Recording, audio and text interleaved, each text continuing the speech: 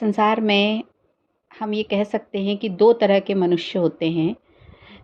एक प्रकार के मनुष्य वो होते हैं जो मटेरियलिस्टिक होते हैं। ज़्यादातर ही मनुष्य भौतिकवादी, संसार में भौतिकता को ही महत्व देते हैं, भौतिकवाद जीवन को ही महत्व देते हैं ना। और जैसे कि वो मैट्रिक्स को ही मानते हैं, माने वो इस संसार की जो भी सुख साधन सुविधाएं हैं, हर चीज़ को भोग लेना, हर चीज़ को जीवन में महत्व देना, ये उनका जीवन का एक अभिन्न अंग होता है। और एक प्रकार के मनुष्य होते हैं जो स्पिरिचुअल होते हैं। तो ये हम नहीं कह रहे कि ये गलत ये सही, पर इस तरीके से मनुष्य 2 तरीके के माइंड सेट पर होता है। जो मेंटल स्टेटस होता है वो 2 तरीके से हम उसको समझ सकते हैं। तो जो ये मान के चलते हैं कि शरीर ही सब कुछ है ना, तो वो ये कहते हैं कि शरीर ही सब कुछ है, तो शरीर से जुड़ी हुई हर चीज़ सब कुछ है, सारा इम्पोर्टेंस। और ये सच्चाई भी है।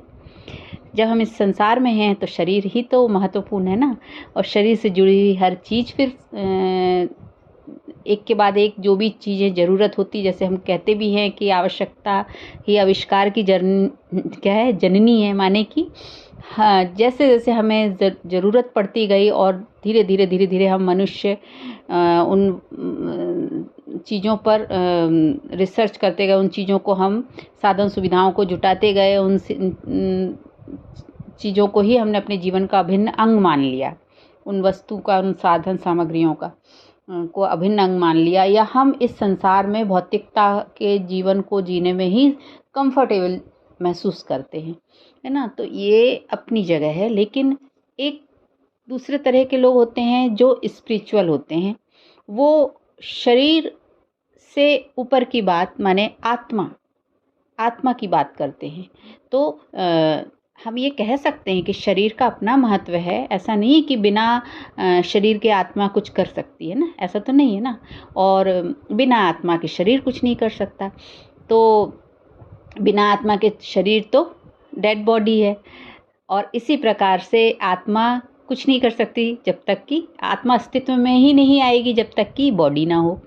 तो कहने का मतलब यह है कि दोनों का महत्व है, लेकिन हमारे अंदर हम किसको महत्व दे रहे हैं, अपने मन में हम किस बात को महत्व दे रहे हैं, ये मायने रखता है। तो इसी आधार पर यही सोच जो हमारी होती है कि अगर हम मटेरियलिस्टिक हैं, भौतिकवादी हैं, और हम जड़ चीज़ों पे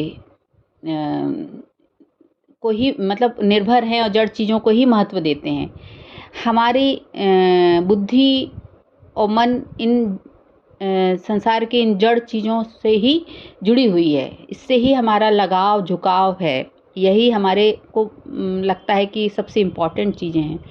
ऐसा नहीं है इम्पॉर्टेंट, लेकिन फिर भी हम जब जड़ चीज़ों को मानते हैं तो हमारी ये सोच बन जाती है कि शरीर भी तो जड़ है ना, वो भी तो जड़ होने के बाद भी हमारे लिए बहुत इम्पॉर्टेंट है ना। ये भी आजकल मानते हैं कि जैसे शिव के आकार का, माने जो एक आकृति है शिव की, तो जैसा अभी तक लोग जो सोचते थे वो तो कुछ और ही सोचते थे, जिनको नहीं मालूम होता है। लेकिन फिर भी अब नया एक शोध लोगों ने किया, अपने तरीके से वो बताते हैं। कुछ लोगों से सुना है कि वो गर्दन के पीछे स्पाइनल कॉर्ड और सिर के बीच में जो एक पॉइंट है, मेडुला ऑब्लोंगेटा, वो जगह है, वो शिव के आकार की होती है, ऐसा वो बोलते हैं। तो वो है शिव तत्व। तो अपने अपने तरीके से, क्योंकि शरीर ही सब कुछ है उनके हिसाब से, तो इसलिए उन्होंने उस जड़ शरीर के अंग को ही उन्होंने ब्रेन के पास ही शिव तत्व है, और वो शिव तत्व जो है हमारे ही अंदर है, वही परमात्मा है ना। तो ऐसा भी मानते हैं। तो और अगर इसको हम और सूक्ष्मता से देखें तो ये तो बात हो गई शरीर जो जड़ है, और शरीर में ही कोई अंग है जिसको ये मान लिया गया कि यही जो ग्लैंड है ये शिव तत्व है, शिव है ना। इस तरीके से ये कैटेगरी भी है जो इस तरीके की सोच रखती है, ये मानती है ये बात। ठीक है, वो भी अपनी जगह ठीक है। जैसे कहते हैं कि उस पार्ट को अगर जो गर्दन के पीछे जो पार्ट है एक उसको भेदा नहीं जा सकता, उसको काटा नहीं जा सकता, उसका ऑपरेशन नहीं करा जा सकता, उसमें अगर चोट लग जाती है तो मनुष्य की डेथ होती है। इस तरीके से अपने अपने तरीके से लोग सब बोलते हैं। लेकिन परमात्मा कौन है इसको जानने के लिए, ईश्वर कौन है, भगवान कौन है, इसके लिए तो जरूरी है कि हम सूक्ष्मता में जाएं, क्योंकि परमात्मा तो निराकार है, वो जड़ तो है नहीं है, चैतन्य है। क्योंकि हमारे लिए परमात्मा तभी हम समझ सकते हैं, महत्व देंगे परमात्मा को, भगवान को, ईश्वर को हम तभी समझ पाएंगे, उसका महत्व हमारे जीवन में तभी है जब हम स्वयं को जान पाएंगे। तो हम स्वयं ये शरीर को चलाने वाली एक शक्ति है, एक निराकार चैतन्य एक शक्ति है।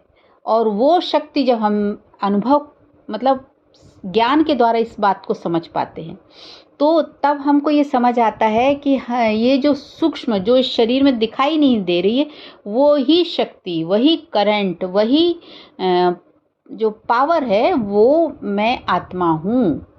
तो जब इस निराकारिता में, इस सूक्ष्मता में जो दिखाई नहीं दे रहा है, जो चैतन्य है लेकिन जड़ नहीं है, चैतन्य है, उसको हम जब समझ पाते हैं तो हम जान पाते हैं कि उसका कनेक्शन तो परमात्मा से है।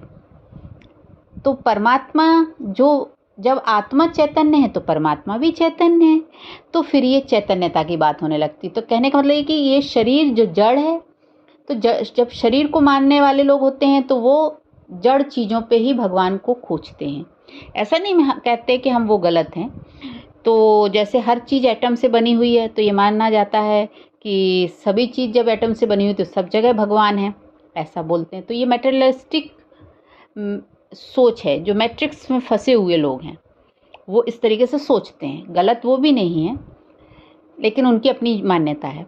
लेकिन चैतन्य आत्मा जब इस बात को समझती है कि परमात्मा प्योरिटी है, परमात्मा ट्रुथ है, परमात्मा पावरफुल है, तो परमात्मा नॉलेज है, ये भी जब जानती है तब जाके वो समझ पाती कि परमात्मा तो निराकार है, चैतन्य शक्ति है।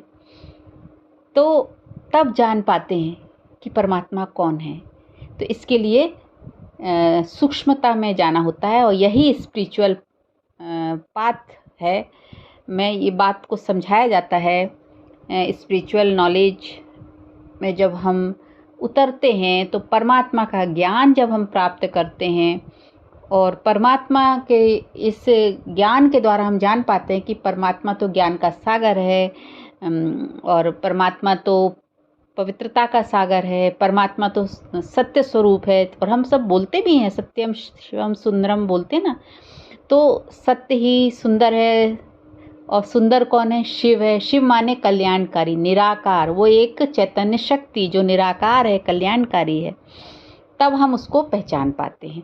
तो ये ज्ञान के द्वारा ही पहचान पाते हैं। अच्छा, ज्ञान भी हमें जब परमात्मा स्वयं ये ज्ञान देते हैं, अब इसको समझना भी जरूरी है कि परमात्मा ज्ञान स्वयं कैसे देते हैं। तो परमात्मा इस धरा पर अवतरित होकर जो ज्ञान दे रहे हैं इस संगम युग में, उस ज्ञान को जब हम धीरे धीरे बारीकियों से समझते जाते हैं और उसका चिंतन मंथन मनन करते जाते हैं, उस ज्ञान की गहराई में उतरते जाते हैं, क्योंकि ज्ञान तो सागर है, उसकी गहराई में जब हम उतरते जाते हैं तब हम जान पाते हैं कि हम कौन हैं। मैं आत्मा हूँ, तो फिर मेरा सोर्स, मेरा परमपिता परमात्मा, मेरा स्रोत कौन है? परमात्मा है ना, वो भी आत्मा ही है, लेकिन वो परम आत्मा है।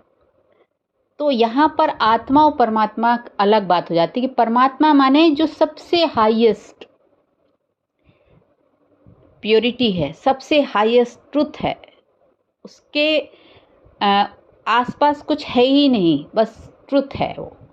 प्योर है वो, तो वो है परमात्मा। ये हम जब जान पाते हैं तो इसके लिए ज़रूरी होता है स्पिरिचुअल। तो स्पिरिचुअल पर्सन जो होगा वो इस तरीके से परमात्मा को समझेगा, और जो मेटेरियलिस्टिक होगा, जो ये मान के चलता है कि जड़ चीज़ों में भी हर जगह परमात्मा है, तो वो इस तरीके से मानेगा कि कण कण में भगवान है। तो इस तरीके से अलग अलग कॉन्सेप्ट है लोगों का, लेकिन महत्वपूर्ण बात यह है कि हम इसको खुद परखें, जांचें, क्योंकि ज्ञान विज्ञान है, उसको जब तक हम समझेंगे नहीं, प्रयोगशाला में उसका उपयोग नहीं करेंगे, तो कैसे हम जानेंगे कि ये सत्य है। तो इसके लिए ही हमको इस ज्ञान को समझना होता है, तब हम समझ पाते हैं। गलत कोई भी नहीं है, लेकिन जैसे शांति प्रेम को देखा नहीं जा सकता है, लेकिन फिर भी ये सूक्ष्म है, तो ये चैतन्य है ना, चैतन्य शक्ति है जिसके अंदर ये सब कुछ है, उसको हमें जानना ही होगा। ओम शांति।